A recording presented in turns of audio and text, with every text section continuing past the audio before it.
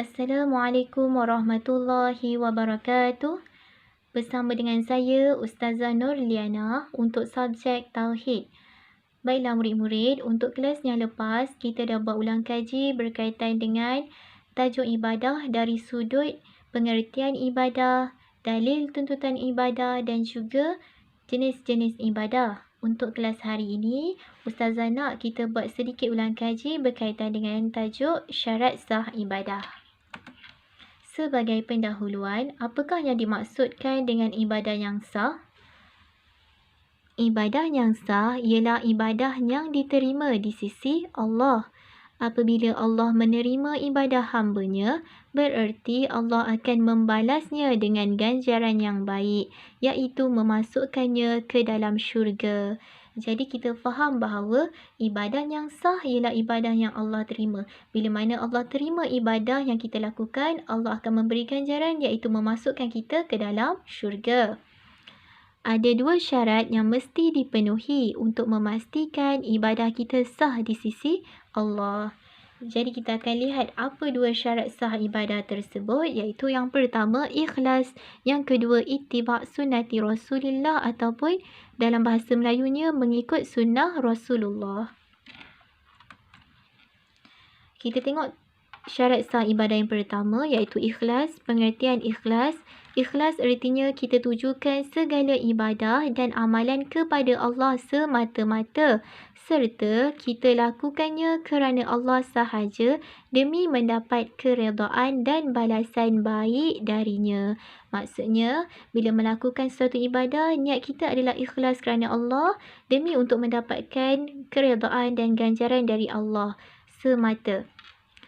Kita tidak boleh tujukan ibadah kepada makhluk seperti raja atau ketua. Walaupun kita hormat pada raja kita, pada ketua kita, tapi kita tidak boleh tujukan ibadah kepada mereka. Kita juga tidak boleh melakukan ibadah dengan tujuan untuk bermegah atau mendapat sanjungan atau ganjaran dari makhluk. Maksudnya kita tak boleh juga melakukan sesuatu ibadah dengan niat supaya mendapat pujian atau ganjaran daripada manusia. Sesiapa yang melakukannya akan dimurkai Allah dan akan dibalas azab neraka yang pedih kecuali ia bertaubat. Jadi orang yang tak ikhlas dalam ibadah ni, dia kena bertaubat. Baiklah, syarat sah ibadah yang kedua yakni ittiba' sunnati Rasulillah. Pengertiannya iaitu kita lakukan segala ibadah dan amalan itu hanya mengikut cara yang diajarkan oleh Rasulullah sallallahu alaihi wasallam di dalam sunnahnya. Cara kita beribadah mestilah menepati cara yang diajarkan oleh Rasulullah sallallahu alaihi wasallam. Maksudnya segala ibadah yang kita lakukan mestilah sama dengan macam mana yang Rasulullah ajarkan. Contohnya salat. Rasulullah sallallahu alaihi wasallam bersabda, "Sallu kama ra'aitumuni usalli."